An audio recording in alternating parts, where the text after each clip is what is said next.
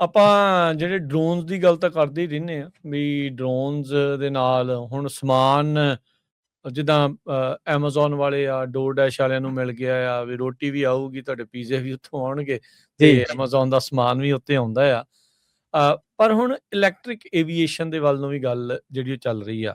ਮੈਨੂੰ ਯਾਦ ਆ ਆਪਾਂ ਜਦੋਂ ਉੱਥੇ ਬੈਕ ਪੰਜਾਬ ਹੁੰਦੇ ਸੀ ਕਦੀ ਕਦੀ ਨਾ ਜਿਹੜੀਆਂ ਅੰਤਰਰਾਸ਼ਟਰੀ ਸਰਗਰਮੀਆਂ ਦੀਆਂ ਅਖਬਾਰਾਂ ਦੇ ਵਿੱਚ ਇਦਾਂ ਦਾ ਹੁੰਦਾ ਸੀਗਾ ਸੋਲਰ ਪੈਨਲ ਵਾਲਾ ਬੜਾ ਹੀ ਵੱਡਾ ਜਹਾਜ਼ ਜਿਹੜਾ ਉੱਡ ਕੇ ਜੀ ਜੀ ਜਿਹੜਾ ਜੀ ਉਹ ਜਾ ਰਿਹਾ ਆ। ਉਦੋਂ ਬੜੀਆਂ ਅਚੰਭਤ ਕਰਨ ਵਾਲੀਆਂ ਜਿਹੜੀਆਂ ਗੱਲਾਂ ਲੱਗਦੀਆਂ ਸੀਗੀਆਂ ਪਰ ਅੱਜ ਦੇ ਜ਼ਮਾਨੇ ਵਿੱਚ ਵੀ ਅਜੇ ਵੀ ਅਚੰਭਾ ਜਿਹੜੀ ਇਸ ਚੀਜ਼ਾਂ ਨੂੰ ਹੁੰਦਾ ਆ। $5 ਕੀਮਤ ਦੀ ਬਿਜਲੀ ਦੇ ਨਾਲ 27 ਮਿੰਟ ਦੀ ਫਲਾਈਟ ਇੱਕ ਬੈਟਰੀ ਪਾਵਰਡ ਇਲੈਕਟ੍ਰਿਕ 에ਅਰਕ੍ਰਾਫਟ ਨੇ ਕੰਪਲੀਟ ਕੀਤੀ ਆ। ਸਭ ਤੋਂ ਵੱਡਾ ਕਹਿੰਦੇ 에ਅਰਕ੍ਰਾਫਟ ਬੈਟਰੀ ਪਾਵਰਡ ਦੇ ਹਿਸਾਬ ਦੇ ਨਾਲ ਜਿਹੜਾ ਹੋਇਆ ਆ। ਸੋ ਵੱਡਾ ਮਾਰਕ ਹੈ। ਬਿਲਕੁਲ ਰਾਜਕਰਨ ਵੱਡਾ ਮਾਰਕਾ ਡੈਫੀਨੇਟਲੀ ਆ ਕਿਉਂਕਿ ਹੁਣ ਤਾਂ ਚੱਲ ਪ੍ਰੈਜ਼ੀਡੈਂਟ ਟਰੰਪ ਦੇ ਆਉਣ ਤੋਂ ਬਾਅਦ ਥੋੜੀ ਜਿਹੀ ਰਿਸਰਚ ਜਿਹੜੀ ਘਟ ਗਈ ਆ ਇਲੈਕਟ੍ਰੀਕਲ ਸਿਸਟਮਸ ਦੀ। ਤੁਸੀਂ ਵੇਖਿਆ ਹੋਣਾ ਜਦੋਂ ਬਾਈਡਨ ਐਡਮਿਨਿਸਟ੍ਰੇਸ਼ਨ ਜਾਂ ਜਨਰਲ ਜਿਹੜੀਆਂ ਡੈਮੋਕ੍ਰੈਟਿਕ ਐਡਮਿਨਿਸਟ੍ਰੇਸ਼ਨ ਦੇ ਵਿੱਚ ਬਹੁਤ ਜ਼ਿਆਦਾ ਹੁਲਾਰਾ ਤੇ ਫੰਡਿੰਗ ਜਿਹੜੀ ਆ ਇਸ ਪਾਸੇ ਨੂੰ ਕੀਤੀ ਗਈ ਕਿ ਕਲੀਨ એનર્ਜੀ ਦੇ ਵੱਲ ਆਪਣਾ ਧਿਆਨ ਜਿਹੜਾ ਦਿੱਤਾ ਜਾਏ। ਸੋ ਇਹ ਜਿਹੜੇ ਸਾਰੇ ਰਿਜ਼ਲਟ ਹੈ ਰਾਜਕਰਨ ਉੱਥੋਂ ਹੀ ਆ ਰਹੇ ਆ। ਸੋ ਉਸ ਟਾਈਮ ਦੇ ਉੱਤੇ ਅਸੀਂ ਦੇਖਿਆ ਕਿ ਟੈਸਲਾ ਬਹੁਤ ਜ਼ਿਆਦਾ ਪਪੂਲਰ ਹੋਈ ਹੈ ਨਾ ਕਾਰਾਂ ਦੇ ਵਿੱਚ। ਹੋਰ ਵੀ ਇਲੈਕਟ੍ਰਿਕ ਕਾਰਾਂ ਜਿਹੜੀਆਂ ਬਹੁਤ ਪਪੂਲਰ ਹੋਈਆਂ ਤੇ ਉਸ ਤੋਂ ਬਾਅਦ ਜਦੋਂ ਕਾਰਾਂ ਤੋਂ ਬਾਅਦ ਦੂਸਰੀ ਜਗ੍ਹਾ ਦੇ ਉੱਤੇ ਦੇਖਿਆ ਜਾਏ ਤੇ ਇਸ ਤੋਂ ਬਾਅਦ ਟ੍ਰੇਨਸ ਵੀ ਹਾਈਡਰੋਜਨ ਟ੍ਰੇਨ ਚੱਲੀਆਂ ਹਨ। ਇੰਡੀਆ ਵਿੱਚ ਵੀ ਇਹਨਾਂ ਦਾ ਕਾਫੀ ਜ਼ੋਰ ਹੈਗਾ। ਇਲੈਕਟ੍ਰਿਕ ਟ੍ਰੇਨਾਂ ਦੀ ਇਲੈਕਟ੍ਰੀਫਿਕੇਸ਼ਨ ਡਿਵੈਲਪ ਕੰਟਰੀਜ਼ ਵਿੱਚ ਤਾਂ ਬੜੇ ਸਮੇਂ ਤੋਂ ਹੀ ਚੱਲ ਰਹੀ ਆ। ਤੇ ਪਰ ਉਹ ਤੋਂ ਵੱਡਾ ਵੱਡਾ ਇੱਕ ਚੈਲੰਜ ਆ ਉਹ ਇਹ ਹੋਇਆ ਕਿ ਜਿਹੜੀ ਬੈਟਰੀਜ਼ ਆ ਉਹਨਾਂ ਦਾ ਭਾਰ ਬਹੁਤ ਜ਼ਿਆਦਾ ਹੁੰਦਾ ਹੈ ਨਾ ਔਨ ਬੋਰਡ ਬੈਟਰੀਜ਼ ਦੀ ਵਰਤੋਂ ਕਰਕੇ। ਕਨਸੈਪਚੁਅਲੀ ਤੈਨੂੰ ਦੇਖਿਆ ਜਾਏ ਕਿ ਜੇ ਅਸੀਂ ਜਿਹੜੀਆਂ ਐਮਿਸ਼ਨਸ ਹੁੰਦੀਆਂ ਉਹਦੇ ਵਿੱਚ ਕਾਰਬਨ ਐਮਿਸ਼ਨਸ ਦੇ ਵਿੱਚ ਸਭ ਤੋਂ ਵੱਡਾ ਜਿਹੜਾ ਜ਼ੋਰ ਹੁੰਦਾ ਜਿਹੜਾ ਸਭ ਤੋਂ ਵੱਡਾ ਕੰਟਰੀਬਿਊਟਰ ਆ ਉਹ 에ਅਰਪਲੇਨ ਆ। ਵਨ ਆਫ ਦਾ ਬਿਗੇਸਟ ਕੰਟਰੀਬਿਊਟਰ ਇੰਨਾ ਜ਼ਿਆਦਾ 에ਅਰਪਲੇਨ ਉਹ ਛੱਡਦੇ ਆ। ਸੋ ਉਹਦੇ ਵਿੱਚ ਤਕਰੀਬਨ ਅੱਜ ਤੋਂ 3-4 ਸਾਲ ਪਹਿਲਾਂ ਵੀ ਇੱਕ ਇਦਾਂ ਦਾ ਐਕਸਪੈਰੀਮੈਂਟ ਹੋਇਆ ਸੀ ਕਿ ਔਨ ਬੋਰਡ ਬੈਟਰੀਜ਼ ਤੇ ਸੋਲਰ ਪੈਨਲਸ ਦੇ ਨਾਲ ਜਿੱਦਾਂ ਤੁਸੀਂ ਗੱਲ ਕੀਤੀ ਉਹ ਇੱਕ ਸਕਸੈਸਫੁਲ ਫਲਾਈਟ ਕੰਪਲੀਸ਼ਨ ਹੋਈ ਸੀ। ਪਰ ਸਾਨੂੰ ਇਹ ਪਤਾ ਕਿ ਸੋਲਰ ਪੈਨਲ ਤੋਂ ਜਿਹੜੀ ਇਲੈਕਟ੍ਰਿਸਿਟੀ ਦੀ ਕੰਜ਼ੰਪਸ਼ਨ ਹੁੰਦੀ ਆ ਉਹ ਬਹੁਤ ਜ਼ਿਆਦਾ ਆਪਟੀਮਾਈਜ਼ ਨਹੀਂ ਆ। ਫਿਰ ਵੀ ਉਸ ਪਾਸੇ ਨੂੰ ਇੱਕ ਰਿਸਰਚ ਚੱਲੀ ਪਰ ਜਿਹੜੀ ਨਵੀਂ ਰਿਸਰਚ ਹੈ ਕਾਫੀ ਵਧੀਆ ਹੈ ਨਾ ਕਿਉਂਕਿ ਇਹ ਆਪਾਂ ਦੇਖਿਆ ਇਹਦੀ ਟਰਾਇਲ ਰਨ ਹੋਇਆ ਨਿਊਯਾਰਕ ਦੇ ਪਲੈਟਸਬਰਗ ਇੰਟਰਨੈਸ਼ਨਲ 에ਅਰਪੋਰਟ ਤੋਂ। ਸੋ ਹਾਰਟ ਐਰੋਸਪੇਸ ਕਰਕੇ ਕੰਪਨੀ ਆ ਉਹਦਾ X1 에ਅਰਕ੍ਰਾਫਟ ਸੀ ਜਿਹਦੇ ਵਿੱਚ ਪੂਰੀ ਦੀ ਪੂਰੀ ਬਿਜਲੀ ਦੀ ਜਿਹੜੀ ਵਰਤੋਂ ਕੀਤੀ ਗਈ ਹੈ ਨਾ।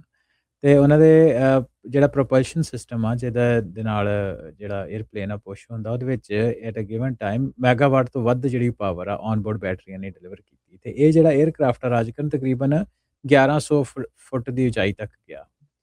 ਤੇ ਇਹਦੇ ਵਿੱਚ ਜਿਹੜੀ ਤੁਸੀਂ ਗੱਲ ਸਭ ਤੋਂ ਵੱਡੀ ਜਿਹੜੀ ਹੈ ਨਾ ਗੱਲ ਹੈਰਾਨੀ ਇਹਦੇ ਵਿੱਚ ਇਹ ਹੋਈ ਕਿ 27 ਮਿੰਟ ਦੀ ਉਡਾਨ ਦੀ ਜਿਹੜੀ ਵਰਤੀ ਗਈ ਜਿੰਨੀ ਬਿਜਲੀ ਉਹਦੀ ਕੀਮਤ $5 ਸੀ। ਮਹਿਜ 5। ਤੁਸੀਂ ਇਹ ਆਪਣੀ ਸਟਾਰਬਕਸ ਦੇ ਉੱਤੇ ਆਪਾਂ ਕਾਫੀ ਦਾ ਕੱਪ ਲੈਣਾ ਹੋਏ ਤੇ ਸ਼ਾਇਦ ਉਹ ਮਹਿੰਗਾ ਪੈਂਦਾ। ਚਾਹ ਟੀ 595 ਨੂੰ ਹੋਣੀ ਘੱਟੋ। ਹਾਂਜੀ ਸੋ ਉਹਦੇ ਤੋਂ ਸਸਤੀ ਇੱਕ 27 ਮਿੰਟ ਦੀ ਜਿਹੜੀ ਫਲਾਈਟ ਆ। ਸੋ ਕਹਿਣ ਦਾ ਮਤਲਬ ਇਹ ਹੈ ਕਿ ਜਦੋਂ ਇਦਾਂ ਦੀ ਇਹ ਜਿਹੜਾ 에ਅਰਕ੍ਰਾਫਟ ਇਹ ਵੀ ਨਹੀਂ ਇੱਕ ਬੜਾ ਛੋਟਾ 에ਅਰਕ੍ਰਾਫਟ ਸੀ 76 ਫੀਟ ਲੰਬਾ ਸੀ। ਜਿਹੜਾ ਵਿੰਗ ਸਪੈਨ ਆ ਹੈ ਨਾ ਐਂਡ ਟੂ ਐਂਡ ਜਿਹੜੇ ਉਹਨਾਂ ਦੇ ਵਿੰਗ ਹੁੰਦੇ ਉਹਦੀ 106 ਫੀਟ ਤੇ ਟੇਕ ਆਫ ਸਮੇਂ ਦਾ ਭਾਰ ਜਿਹੜਾ ਉਹ ਤਕਰੀਬਨ 25,000 ਪਾਉਂਡ ਤੋਂ ਵੱਧ ਸੀ। ਅੱਛਾ। ਤੇ ਦੁਨੀਆ ਦਾ ਸਭ ਤੋਂ ਵੱਡਾ ਬੈਟਰੀ ਇਲੈਕਟ੍ਰਿਕ 에ਅਰਕ੍ਰਾਫਟ ਜਿਹੜਾ ਉਹ ਮੰਨਿਆ ਗਿਆ। ਤੇ ਇਹ ਚੀਜ਼ ਜ਼ਰੂਰੀ ਆਪਾਂ ਦੱਸਦੇ ਜਾਈਏ ਕਿ ਇਹ ਕੋਈ ਟਿਕਟਾਂ ਵੇਚਣ ਕਮਰਸ਼ੀਅਲ 에ਅਰਲਾਈਨਰ ਨਹੀਂ ਸੀ। ਇੱਕ ਡੈਮੋਸਟ੍ਰੇਸ਼ਨ ਸੀ ਜਿਹਦਾ ਮਤਲਬ ਐਨਾਲਾਈਜ਼ ਕਰਨਾ ਕਿ ਐਰੋਡਾਇਨਾਮਿਕਸ ਕਿੱਦਾਂ propulsion system battery fluid control ਇਹ ਸਾਰਿਆਂ ਨੂੰ ਵੈਲੀਡੇਟ ਕਰਨ ਵਾਲੀ ਗੱਲ R&D ਵਾਲਾ ਜਹਾਜ਼ ਸੀ। R&D ਵਾਲਾ ਜਹਾਜ਼ ਸੀ ਹੈ ਨਾ। ਤੇ ਬੇਸਿਕਲੀ ਉਹਨਾਂ ਦਾ ਆਈਡੀਆ ਇਹ ਹੈ ਕਿ ਇਸ R&D ਤੋਂ ਬਾਅਦ ਜਿਹੜਾ ਉਹਨਾਂ ਜਨਰੇਟ ਕਰਨਾ ਉਸ ਤੋਂ ਬਾਅਦ ਹਾਰਡ ਐਰੋਸਪੇਸ ਨੇ ਜਿਹੜੀ ਉਹਨਾਂ ਦਾ ਫਿਊਚਰ ਪਲਾਨ ਆ ਕਿ E30 에ਅਰਪਲੇਨ ਉਹਨਾਂ ਲਾਂਚ ਕਰਨਾ ਜਿਹੜਾ ਕਿ ਹਾਈਬ੍ਰਿਡ ਇਲੈਕਟ੍ਰੀਕਲ ਰੀਜਨਲ 에ਅਰਕ੍ਰਾਫਟ ਹੋਊਗਾ ਜਿਹਦੀ ਕੈਪੈਸਿਟੀ ਤਕਰੀਬਨ 30 ਦੇ ਕਰੀਬ ਪੈਸੇਂਜਰ ਹੋਊਗੀ। ਤੇ ਉਹਦੀ ਜਿਹੜੀ ਰੇਂਜ ਹੋਊਗੀ ਤਕਰੀਬਨ 200 ਕਿਲੋਮੀਟਰ ਹੋਊਗੀ ਤੇ ਹਾਈਬ੍ਰਿਡ ਮੋਡ ਦੇ ਆਲ ਇਲੈਕਟ੍ਰਿਕ 200 ਕਿਲੋਮੀਟਰ ਹੋਊਗੀ। ਲਿਥੀਅਮ ਆਇਨ ਬੈਟਰੀ ਸੀਗੀ। ਇਹਦੀ ਤਾਂ ਜਾਣਕਾਰੀ ਨਹੀਂ ਆ ਪਰ ਮੋਸਟ ਲਾਈਕਲੀ ਕਿਉਂਕਿ ਲਿਥੀਅਮ ਆਇਨ ਹੀ ਜਿਹੜੀ ਅੱਜ ਦੇ ਟਾਈਮ ਦੇ ਉੱਤੇ ਸਭ ਤੋਂ ਵੱਧ ਪ੍ਰਚਲਿਤ ਆ ਮਾਰਕੀਟ ਦੇ ਵਿੱਚ ਹੈ ਨਾ। ਉੱਦਾਂ ਤਾਂ ਸੋਲਿਡ ਸਟੇਟ ਬੈਟਰੀਜ਼ ਵੀ ਹੈਗੀਆਂ ਤੇ ਚਲੋ ਜਿਹੜੀ ਵੀ ਹੋਵੇ ਉਹਦੇ ਵਿੱਚ ਇਹ ਆ ਕਿ ਹਾਈਬ੍ਰਿਡ ਮੋਡ ਦੇ ਵਿੱਚ 8000 ਕਿਲੋਮੀਟਰ ਤੇ ਕੱਲਾ ਬੈਟਰੀ ਆਪਰੇਟਡ ਮੋਡ ਵਿੱਚ 2000 ਕਿਲੋਮੀਟਰ ਤੱਕ, ਸੌਰੀ ਮਾਫੀ ਚਾਹੁੰਦਾ, 200 ਕਿਲੋਮੀਟਰ ਤੇ 800 ਕਿਲੋਮੀਟਰ ਤੱਕ ਇਹ ਜਿਹੜਾ ਜਹਾਜ਼ ਆ ਉਹ ਜਾਏਗਾ। ਸੋ 27 ਮਿੰਟਾਂ 'ਚ ਇਹਨੇ ਕਿੰਨੇ ਕਿਲੋਮੀਟਰ ਕਰ ਲਏ? ਇਹ ਦਿੱਤੀ ਉਹਨਾਂ ਨੇ ਜਾਣਕਾਰੀ? ਹਾਂਜੀ 27 ਨੇ ਇਹਦੀ ਜਾਣਕਾਰੀ ਤਾਂ ਨਹੀਂ ਆ, ਪਰ ਕਹਿਣ ਦਾ ਮਤਲਬ ਇਹ ਓਵਰਆਲ ਆ 27 ਮਿੰਟ ਦੀ ਉਡਾਨ ਸੀਗੀ। ਹਾਂਜੀ 27 ਮਿੰਟ ਦੀ ਉਡਾਨ ਸੀ ਹਨਾ। ਤੇ ਉਹਦੀ ਵੱਡੀ ਗੱਲ ਰਾਜੀ ਕਰਨ ਉਹਦੇ 'ਚ ਇਹ ਹੈ ਕਿ ਜਿਹੜਾ ਚਾਰਜਿੰਗ ਟਾਈਮ ਆ ਸਿਰਫ ਤੇ ਸਿਰਫ 30 ਮਿੰਟ ਦਾ ਹੋਏਗਾ। ਅੱਛਾ। ਸੋ ਇਦਾਂ ਦਾ ਉਹ ਟਾਰਗੇਟ ਜਿਹੜਾ ਉਹ ਲਾ ਕੇ ਚੱਲ ਰਿਹਾ ਤੇ ਉਹ ਕਹਿੰਦੇ 2031 ਤੱਕ ਅਸੀਂ ਕਮਰਸ਼ੀਅਲ 에ਅਰ ਸਪੇਸ ਦੇ ਵਿੱਚ ਆ ਜਾਵਾਂਗੇ। ਸੋ ਚਲੋ ਇੱਕ ਵੱਡਾ ਟਾਰਗੇਟ ਆ ਉਹਨਾਂ ਦੇ ਸਾਹਮਣੇ ਤੇ ਉਹਨਾਂ ਦੀ ਇਹਦੇ ਵਿੱਚ ਦੇਖੋ ਕਿਹੜੇ ਪਾਸੇ ਨੂੰ ਜਾਂਦੇ, ਪਰ ਇਹਦੇ ਨਾਲ ਰਾਜਕਾਰਨ ਆਪਾਂ ਦੇ ਗੱਲ ਇੱਥੇ ਕਰਨ ਦਾ ਮਤਲਬ ਇਹ ਹੈ ਕਿ ਆਪਾਂ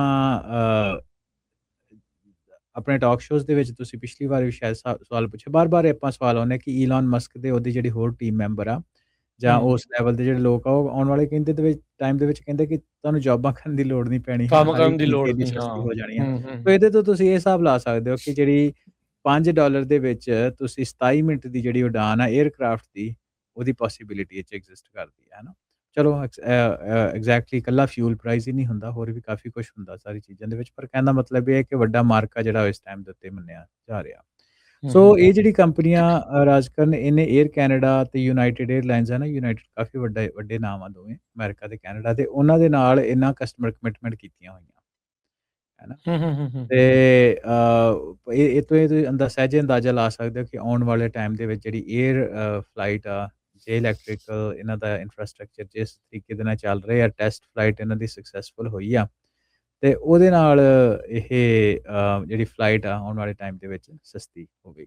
ਜੀ ਅੱਛਾ, ਪਾਇਲਟ ਹੀ ਉਡਾ ਰਹੇ ਸੀਗੇ ਜਾਂ ਸਾਰਾ ਆਟੋਨੋਮਸ ਸੀਗਾ ਜਾਂ ਕਿਵੇਂ ਸੀਗਾ? ਇਹਦੇ ਬਾਰੇ ਵੀ ਕੁਝ ਦੱਸਿਆ ਕਿ ਪਾਇਲਟ ਨੇ ਹੀ ਇਸ ਦੀ ਉਡਾਨ ਭਰੀ ਤੇ ਉਤਾਰਿਆ ਇਸ ਨੂੰ, ਟੇਕ ਆਫ ਲੈਂਡ ਆਫ? ਹਾਂਜੀ, ਨਹੀਂ ਇਹ ਪਾਇਲਟ ਬੇਸਡ ਹੀ ਹੋਏਗਾ ਜੀ। So okay. ਇਹਦੇ ਬਾਰੇ ਤਾਂ ਨਹੀਂ ਆ, ਪਰ ਜਿਹੜੇ ਆਪਣੀ ਫੋਕਸਡ ਇਹਦੇ ਵਿੱਚ ਗੱਲ ਇਹ ਹੈ AI ਦੇ ਨਾਲ ਰਿਲੇਟਡ, ਉਹ ਇਹ ਆ ਕਿ ਰਾਜਕਰਨ ਕੇ AI ਦੇ ਜਿਹੜੇ ਮੇਨ ਮੋਟਿਵ ਸੀ ਆਪਣੀ ਇੱਥੇ ਗੱਲਬਾਤ ਕਰਨ ਦਾ ਹੈ ਕਿ AI ਦੇ ਟਾਈਮ ਦੇ ਵਿੱਚ ਜਿਹੜੀ ਗੱਲ ਕਹਿ ਰਹੇ ਆ ਕਿ ਹਰ ਇੱਕ ਚੀਜ਼ ਬਹੁਤ ਜ਼ਿਆਦਾ ਸਸਤੀ ਹੋਊਗੀ, ਅਸਿਸਟਡ ਹੋਏਗੀ ਟੈਕਨੋਲੋਜੀ, ਉਹ ਕੁਛ ਚੀਜ਼ਾਂ ਦੇ ਜਿਹੜੇ ਨਮੂਨੇ ਉਹ ਸਾਡੇ ਸਾਹਮਣੇ ਆਉਣ ਲੱਗ ਪਏ। ਯਾ ਸੋ ਇਹ ਬਿਲਕੁਲ ਇਹ ਰੋਲਸ ਰਾਇਸ ਨੇ ਜਿਹੜਾ ਉਹ ਬਣਾਇਆ ਆ, ਇਹ ਜਿਹੜਾ ਜਹਾਜ਼ ਉਹਨਾਂ ਦਾ ਹੀ ਆ। ਇੰਜਨ ਦੇ ਵਿੱਚ, ਜਹਾਜ਼ਾਂ ਦੇ ਇੰਜਨ ਦੇ ਵਿੱਚ ਟੌਪ ਦਾ ਨਾਂ ਆ ਇਹਨਾਂ ਦੇ ਹਾਂਜੀ, ਇੰਡੀਆ ਦੇ ਵੀ ਪਰਸੋਂ ਚੌਥ ਦੀ ਰਿਪੋਰਟ ਇਹੀ ਸੀ, ਰਾਇਲਸ ਰਾਇਸ ਤੇ ਸ਼ਾਇਦ ਅੰਬਾਨੀ ਹੋਣਾ ਨੇ ਰਲ ਕੇ ਨੇਟਿਵ ਟੈਕਨੋਲੋਜੀ ਜਿਹੜੇ ਫਾਈਟਰ ਜਹਾਜ਼ ਆ ਉਹਨਾਂ ਦੀ ਸ਼ੁਰੂ ਕੀਤੀ ਆ ਇੰਡੀਆ ਦੇ ਵਿੱਚ। ਐਟਲੀਸਟ ਉਹਨਾਂ ਮੈਮੋਰੈਂਡਮ ਆਫ ਅੰਡਰਸਟੈਂਡਿੰਗ ਤੋਂ ਗੱਲ ਅੱਗੇ ਪਹੁੰਚੀ ਆ ਥੋੜੀ। ਪਰਸੋਂ ਚੌਥ ਉਹਨਾਂ ਦੀ ਨਿਊਜ਼ ਜਿੱਦਾਂ ਤੁਸੀਂ ਕਹਿ ਰਹੇ ਹੋ, ਰਾਇਲਸ ਰਾਇਸ ਦਾ ਨਾਮ ਜੀ। ਬਿਲਕੁਲ ਬਿਲਕੁਲ। ਹਾਈਬ੍ਰਿਡ ਵੀ ਜਹਾਜ਼ ਹੈਗੇ ਨੇ ਹਰਵਿੰਦਰ, ਉਹਨਾਂ ਤੇ ਵੀ ਵਰਕ ਜਿਹੜਾ ਉਹ ਚੱਲ ਰਿਹਾ। ਹਾਈਬ੍ਰਿਡ ਇਲੈਕਟ੍ਰਿਕ ਪਲੇਨ ES-30 ਕਰਕੇ ਆ। ਹਾਂਜੀ, ES-30 ਦਾ ਹੀ ਇਹਨਾਂ ਦਾ ਮਾਡਲ ਆ, ਆਈਡੀਆ ਨੂੰ ਲੈ ਕੇ ਆਉਣ ਦਾ ਅੱਗੇ। ਉਹਦੇ ਵਿੱਚ ਇਹ ਆ ਕਿ ਰਾਜਕਰਨ ਕਾਫੀ ਜ਼ਿਆਦਾ ਐਕਸਪੈਰੀਮੈਂਟੇਸ਼ਨ ਏਵੀਏਸ਼ਨ ਸਪੇਸ ਵਿੱਚ ਹੋ ਰਹੀ ਹੈ। ਇੱਕ ਹੈਗਾ SAF ਕਰਕੇ ਕਾਫੀ ਪਪੂਲਰ ਨਾਂ, ਸੇਫਰ ਏਵੀਏਸ਼ਨ ਫਿਊਲ ਹੈ ਜਾਂ ਸਸਟੇਨੇਬਲ ਏਵੀਏਸ਼ਨ ਫਿਊਲ, ਮਾਫੀ ਚਾਹੁੰਦੇ ਹਾਂ। ਉਹਦੇ ਵਿੱਚ ਆਪਾਂ ਡੈਡੀਕੇਟਡ ਇੱਕ ਇਹਦੇ ਉੱਤੇ ਟਾਕ ਸ਼ੋ ਕੀਤਾ ਸੀ ਕਿ ਉਹ ਕਿੱਦਾਂ ਹੋਏਗਾ ਗ੍ਰੀਨ ਐਨਰਜੀ ਦੇ ਨਾਲ ਯੂਜ਼ ਕਰਕੇ। ਹਾਈਡਰੋਜਨ ਬੇਸਡ ਜਿਹੜੇ ਇੰਜਨ ਉਹਨਾਂ ਦੇ ਉੱਤੇ ਰਿਸਰਚ ਚੱਲ ਰਹੀ ਆ। ਸੋਲਰ ਬੇਸਡ ਉੱਤੇ ਵੀ ਮੈਂ ਹੁਣੇ ਗੱਲ ਕੀਤੀ 2-3 ਸਾਲ ਪਹਿਲਾਂ, ਇੱਕ ਜਹਾਜ਼ ਉਹਨੇ ਪੂਰੀ ਦੁਨੀਆ ਦਾ ਚੱਕਰ ਲਾਇਆ, ਬਹੁਤ ਵੱਡਾ ਜਹਾਜ਼ ਸੀ ਉਹ। ਤੇ ਕਾਫੀ ਜਿਹੜੀ ਕਾਸਟ ਆ, ਜਦੋਂ ਅਸੀਂ 에ਅਰਲਾਈਨਸ ਨੂੰ ਆਪਰੇਸ਼ਨ ਦੇ ਵਿੱਚ ਵੇਖਦੇ ਹਾਂ ਤੇ ਉਹਦੀ ਸਭ ਤੋਂ ਵੱਡੀ ਇੱਕ ਕਾਸਟ ਹੁੰਦੀ ਆ ਫਿਊਲ ਦੀ, ਇੱਕ ਮੇਜਰ ਕੰਟਰੀਬਿਊਟਰ ਹੁੰਦਾ। ਤੇ ਉਹ ਕਾਸਟ ਹੀ ਇਕੱਲਾ ਕਾਸਟ ਪੱਖੋਂ ਹੀ ਨਹੀਂ, ਇਹ ਆਪਣਾ ਜਿਹੜੀ ਕਾਰਬਨ ਐਮਿਸ਼ਨ ਦੇ ਪਰਸਪੈਕਟਿਵ ਤੋਂ ਵੀ ਇਹਨੂੰ ਦੇਖਿਆ ਜਾਏ। ਸੋ ਇੱਕ ਪੰਥ ਦੋ ਕਾਜ, ਜੇ ਗੱਲ ਜਿਹੜੀ ਉਹ ਸਿਰੇ ਚੜ੍ਹਦੀ ਹੈ ਤੇ ਬਿਲਕੁਲ। ਹਰਵਿੰਦਰ, ਇੱਕ ਚੀਜ਼ ਆਪਾਂ ਇੱਥੇ ਕਹਿ ਕੇ ਫਿਰ ਆਪਾਂ ਅੱਗੇ ਵੱਧਦੇ ਹਾਂ ਗੱਲ ਨੂੰ। ਤੁਸੀਂ ਜਿੱਥੇ ਸੋਚ ਵੀ ਨਹੀਂ ਸਕਦੇ, ਉੱਥੇ ਟੈਕਨੋਲੋਜੀ ਬਹੁਤ ਤੇਜ਼ੀ ਦੇ ਨਾਲ ਜਿਹੜੀ ਇਸ ਟਾਈਮ ਬਦਲ ਰਹੀ ਆ, ਵੱਧ ਰਹੀ ਆ। ਜਦੋਂ ਇਦਾਂ ਦੀਆਂ ਨਿਊਜ਼ ਆਉਂਦੀਆਂ, ਰਿਪੋਰਟਸ ਆਉਂਦੀਆਂ, ਉਦੋਂ ਹੀ ਪਤਾ ਲੱਗਦਾ ਉਹ ਅੱਛਾ, ਇਹ ਜਹਾਜ਼ ਵੀ ਬੈਟਰੀ ਤੇ ਉਡਾਈ ਜਾਂਦੇ ਆ, ਇੱਦਾਂ ਵੀ ਹੋਈ ਜਾਂਦਾ, ਉੱਦਾਂ ਵੀ ਹੋਈ ਜਾਂਦਾ। ਲਿਟਰਲੀ ਇਸ ਤਰੀਕੇ ਦੇ ਨਾਲ ਜਿਹੜਾ ਚੱਲ ਰਿਹਾ। ਹੁਣ ਤਾਂ ਆਈ ਥਿੰਕ ਜਿਹੜੇ ਸੋਲਰ ਦੇ ਵਿੱਚ ਕੰਮ ਕਰਦੇ ਹੋਣਗੇ ਲੋਕ, ਉਹਨਾਂ ਨੂੰ ਆਲਰੇਡੀ ਪਤਾ ਆ ਵੀ ਬਾਈਫੇਸ਼ੀਅਲ ਆ ਗਏ ਆ ਸੋਲਰ ਪੈਨਲ। ਮੋਹਰਿਓਂ ਤਾਂ ਬਿਜਲੀ ਜਿਹੜੀ ਉਹ ਪ੍ਰੋਡਿਊਸ ਕਰਦੇ ਆ, ਜਿਹੜਾ ਬੈਕ ਐਂਡ ਹੁੰਦਾ ਆ ਉਹ ਵੀ ਹੁਣ ਬਿਜਲੀ ਪ੍ਰੋਡਿਊਸ ਕਰਨ ਦੇ ਲਈ ਉਸ ਦਾ ਵਰਤਿਆ ਜਾਂਦਾ ਹੈ। ਸੋ ਬਾਈਫੇਸ਼ੀਅਲ ਸੋਲਰ ਪੈਨਲ ਆ ਰਹੇ ਆ, ਜਿਹਦੇ ਨਾਲ ਓਵਰਆਲ ਐਨਰਜੀ ਪ੍ਰੋਡਕਸ਼ਨ ਦੇ ਵਿੱਚ 5 ਤੋਂ 30% ਦਾ ਵਾਧਾ ਜਿਹੜਾ ਉਹ ਹੋ ਜਾਂਦਾ। ਸੋ ਟੈਕਨੋਲੋਜੀ ਬਹੁਤ ਤਰੀਕੇ ਦੀ ਜਿਹੜੀ ਆ ਇਸ ਟਾਈਮ ਚੱਲ ਰਹੀ ਹੈਗੀ। ਇਹ ਤੋਂ ਬਾਅਦ ਡਾਟਾ ਸੈਂਟਰ ਸਪੇਸ ਵਿੱਚ ਜਾਣ ਦੀ ਵੀ ਤੁਸੀਂ ਸੋਲਰ ਦੀ ਗੱਲ ਕੀਤੀ ਹੈ ਨਾ, ਉਹਦੀ ਡੀਟੇਲ ਟਾਕ ਹੈਗੀ ਆ ਇਲਨ ਮਸਕ ਦੀ ਹੂੰ, ਕਿ ਵਾਈ ਨਾਟ ਜਿਹੜੇ ਆਪਣਾ ਡਾਟਾ ਸੈਂਟਰ ਨੂੰ ਸਪੇਸ ਵਿੱਚ ਰੱਖਿਆ ਜਾਏ। ਸੋ ਕਾਫੀ ਜਿਹੜੇ ਫੀਲਡ ਦੇ ਇਸ ਤਰ੍ਹਾਂ ਦੇ ਤਰੀਕੇ ਦੇ ਕੰਮ ਹੋ ਰਹੇ ਆ ਜੀ। ਅੱਛਾ।